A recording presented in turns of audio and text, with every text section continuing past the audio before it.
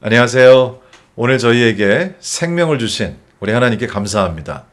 또 우리에게 허락하신 그 생명을 가지고 주님의 말씀을 나누고 또 나누는 말씀을 통해서 은혜를 공유할 수 있도록 축복하신 우리 하나님께 또한 감사합니다.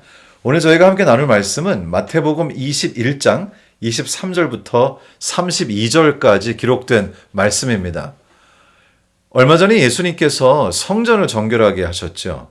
성전에 가셔서 돈 바꾸는 사람들, 장사하는 사람들, 가축들을 다 몰아내시고 연약하지만 진정한 마음으로 주님을 사모하고 갈급하는 수많은 사람들이 성전 안으로 들어올 수 있게 하셨습니다. 우리가 흔히 성전 정결이라고 이렇게 부르죠.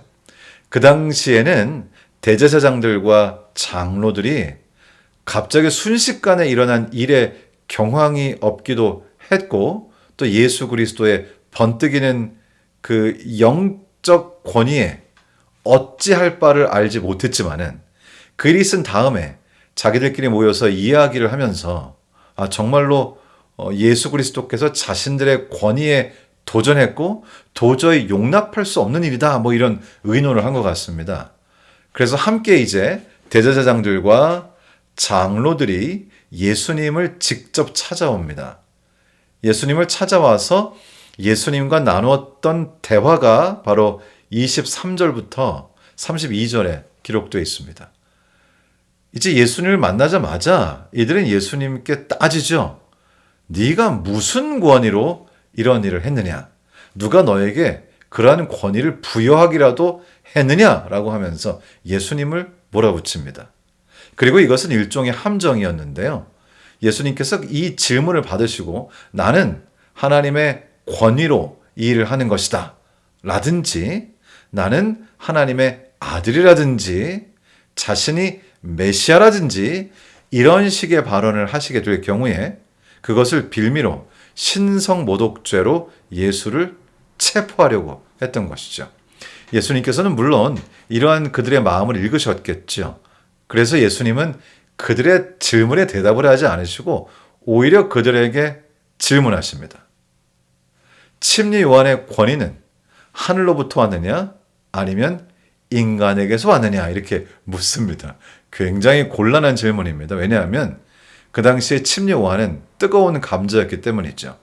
침례 요한은 그의 삶, 그의 겸손, 그의 기별을 통해서 수많은 사람들의 삶에 영향을 주었고 수많은 사람들에게 침례를 베풀었고 수많은 사람들이 그를 존경하고 선지자로 따랐습니다. 그래서 대제사장들과 장로들도 섣불리 침례 요한이 하나님께로부터 온 사람이 아니라고 말하기가 어려웠습니다. 이렇게 좀 정치적으로 사회적으로 영향력이 있는 사람들은 지금도 그렇지만 여론을 매우 두려워하죠. 그 당시에 여론은 침례 요한을 선지자로 인정하는 분위기였습니다. 만일에 대제사장들과 장로들이 이 침례 요한이 하나님께로부터 온 사람이 아니다. 그저 인간적 권위로 한 일이다 라고 말을 하게 될 경우에는 수많은 사람들의 문매를 맞으면서 자신들의 사회적, 종교적, 정치적 위치를 유지하지 못할 것이었습니다.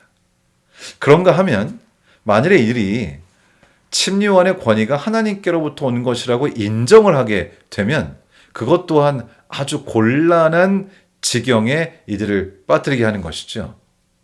침례 요한이 하나님께로 온 것을 인정하면서도 그를 받아들이지 않고 그의 권위를 공식적으로 인정하지 않고 침례 요한의 가르침에 따르지 않는다는 것은 하나님의 기별에 반하는 위치에 본인들이 섰다는 걸 말하는 거기 때문에 침례 요한이 하나님께로부터 온 사람이라고 말할 수도 없었습니다.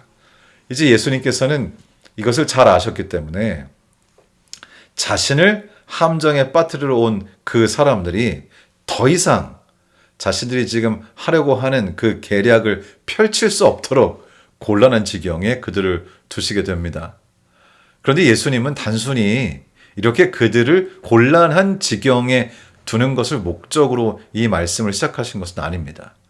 예수님께서는 그들이 자신의 위치를 이해하고 자신들이 지금 무엇을 해야 하는지를 알기를 바라셨던 것이죠. 그들이 얼마나 심각한 상황에 있는지를 알기를 바라셨고 진리가 무엇인지를 보여주시기를 원하셨습니다. 그래서 예수님께서 한 비유로 그들의 마음을 일깨워 주시죠. 예수님께서 비유로 말씀하십니다. 한 아버지에게 두 아들이 있었는데 첫 번째 아들에게 이제 아버지가 포도원에 가서 일을 좀 하거라 이렇게 하고 부탁을 하시죠. 그러자 큰아들이 네 알겠습니다. 아주 순종적이고 또 아주 모범적인 그런 아들입니다. 아버지께 네 그렇게 하겠습니다 라고 아주 시원하게 대답을 하고 집을 나섰습니다. 그런가 하면 두 번째 아들은 아버지가 똑같은 이야기를 했을 때 포도원에 가서 좀 일을 하거라 라고 했을 때 그 둘째 아들은 대놓고 반항을 하죠. 아버지 저 일하기 싫어요. 안 갈래요. 그리고는 집을 나가버렸습니다. 겉으로 볼 때는 첫 번째 아들이 순종적인 아들이고 분명히 두 번째 아들이 반항적인 아들이라는 것이 너무나 명백했습니다. 그런데 이 비유에서 반전이 일어나죠. 첫 번째 아들은 아버지께 시원하게 대답을 하고 사실은 포도원에 가서 일할 마음도 있었습니다. 그런데 어찌 된 일인지 그렇게 말을 하고 포도원에 가려고 했으나 실제로는 포도원에 가서 일을 하지 않았습니다. 실행에 옮기지 않은 것이죠. 그런데 둘째 아들은 아버지 앞에서 반항적인 태도로 아버지 저 가기 싫어요. 그러면서 결국 포도원에 가지 않는 것처럼 보였습니다만 시간이 지나고 나중에 그 마음에 찔림이 오고 뭔가 정말 양심의 가책을 받고 이건 정말 아닌 것 같다라는 생각이 들었는지 그의 마음을 완전히 바꿔서 결국은 둘째 아들이 오히려 포도원에 가서 일을 하게 됩니다. 그러면서 여기 예수님께서 그들에게 이렇게 묻습니다. 그 둘 중에 누가 아버지의 뜻대로 하였느냐? 이르되 둘째 아들이니이다. 대제사장들과 장로들이 자신들의 입으로 대답합니다. 둘째 아들이니이다. 그런데 생각해 보면은요, 첫 번째 아들과 두 번째 아들, 표면적으로 보면 또 아침에 자신의 입장을 표명할 당시의 모습을 보면 누가 더 착한 아들이고 누가 더 반항아인지가 아주 분명했습니다. 분명히 자신이 표명한 대로라면 첫 번째 아들이 순종적인 아들이고 하나님의 뜻을 행하는 아들입니다. 그가 표명한 그의 입장은 그런 것이었죠. 그는 그 자리에 있었습니다.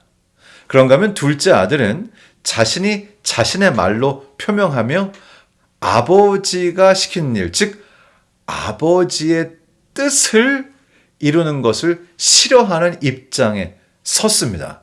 그리고 그것을 아주 분명하게 표명했죠. 너무나 자명했습니다.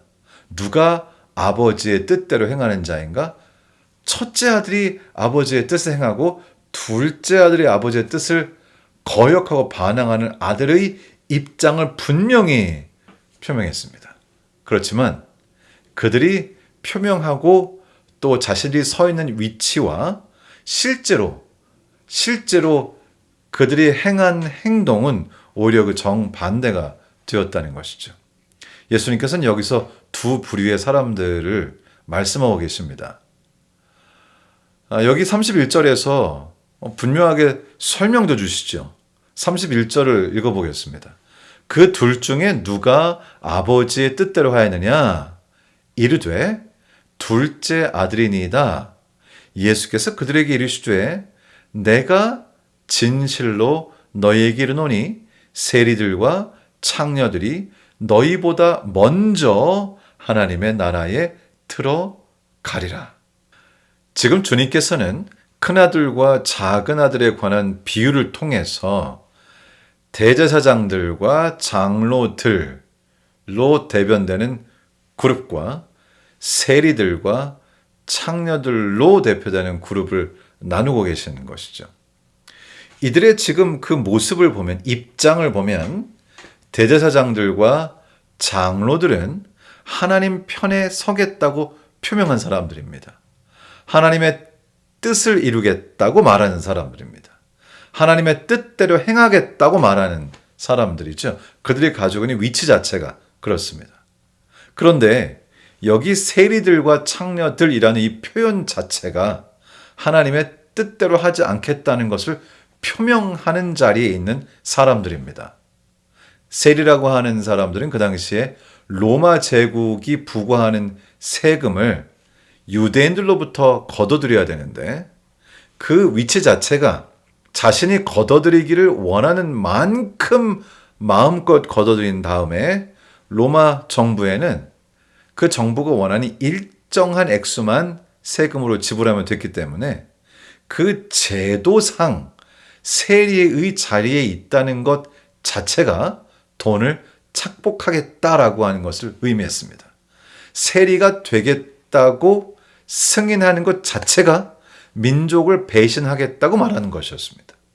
세리라는 이름을 가지고 사는 것 자체가 나는 정직할 마음이 없다, 하나님의 뜻대로 살 마음이 없다라고 말하고 있는 위치에 있는 것이었습니다.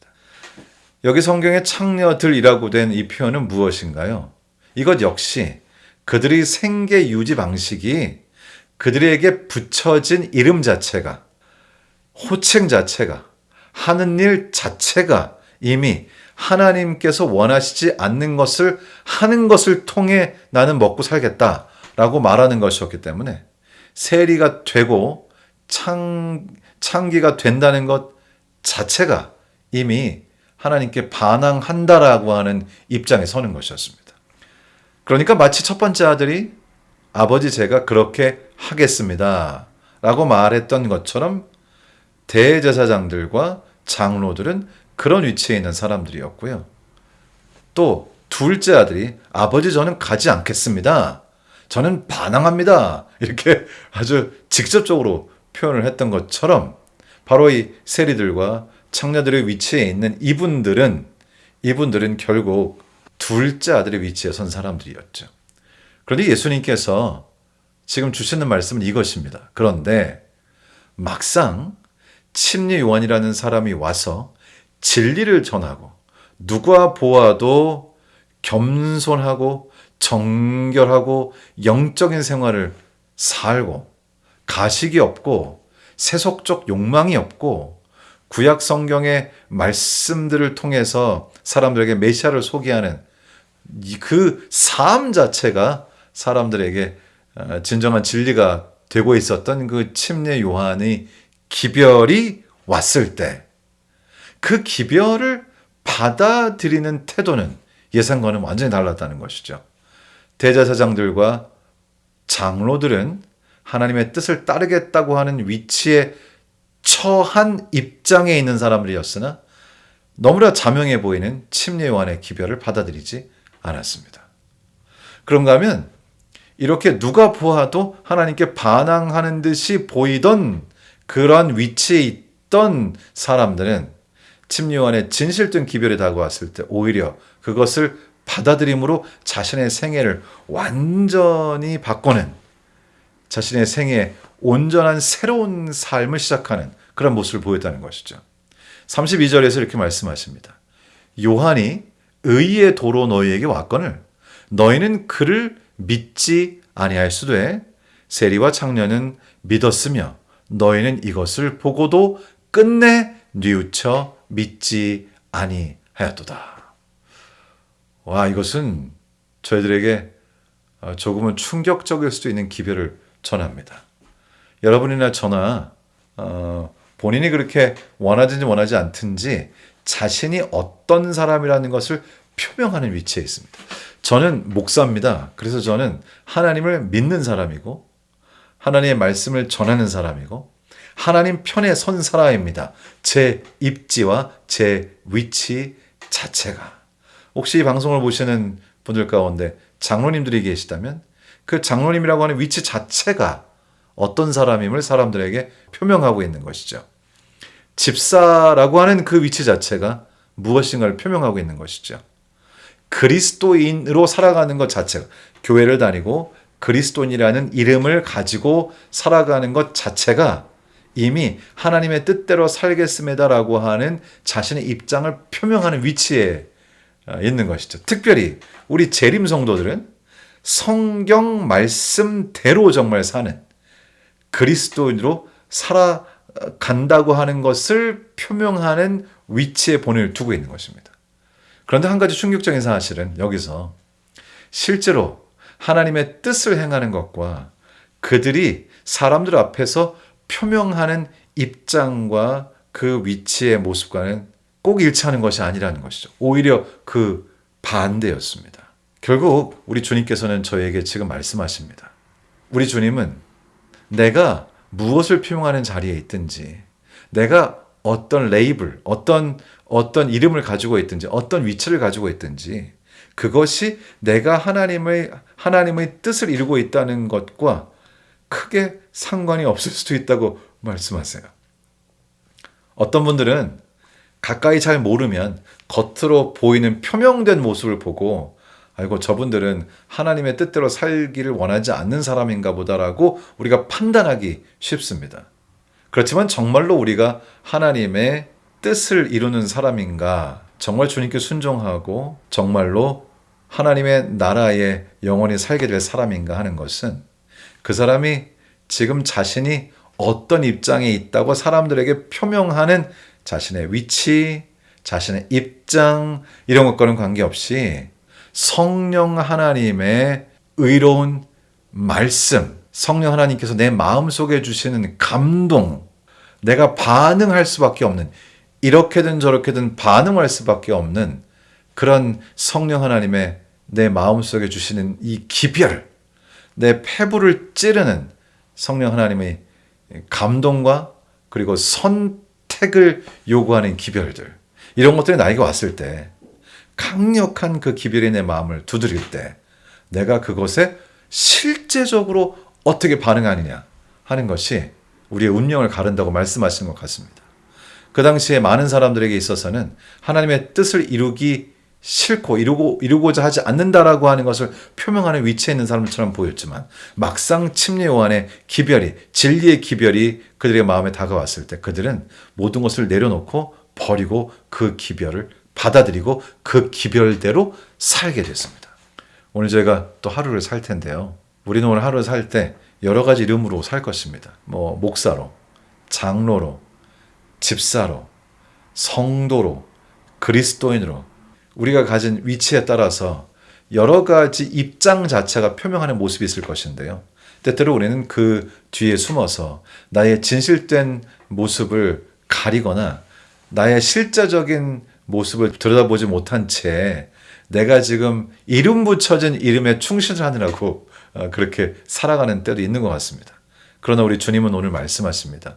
성령 하나님께서 내 마음에 말씀하실 때 그것을 붙잡는 것이, 그리고 내가 어떤 입장에 어떤 위치에 있든지 그 모든 것들을 다 뒤로 하고 주님의 진리의 기별이 전달되었을 때, 성령 하나님의 깨우침의 말씀이 있을 때, 내 마음속에서 성령께서 뭔가 기별을 주실 때, 그리고 내가 어떻게 해야 되는구나 라고 하는 깨달음을 주실 때, 우리 주님의 임재를 경험할 때 그것을 그대로 받아들이고 내가 깨달은 바를 삶에서 살아갈 때 그것이 진정으로 우리의 운명을 결정한다고 말씀하시는 것 같습니다.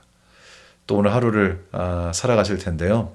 여러분의 살아가는 하루 동안 성령 하나님께서 누군가를 통해서 또 성경을 통해서 어떤 방법을 통해서 여러분의 마음에 기별을 주시든지 그 주시는 그 하나의 기별을 받아서 그대로 삶에 실천하는, 그래서 비록 내가 지금은 부족해 보이고 정말 연약해 보일지라도 나에게 주시는 그 성령 하나님의 음성을 붙잡고 오늘도 그것은 나에게 깨달음을 주신 바로 그것은 내가 행하는, 주님의 뜻을 행하는 그런 하루의 삶을 통해서 우리 하나님께 영광을 돌리는 그런 귀한 하루를 살아가시게 되기를 우리 주님 예수님의 귀하신 이름으로 축원합니다.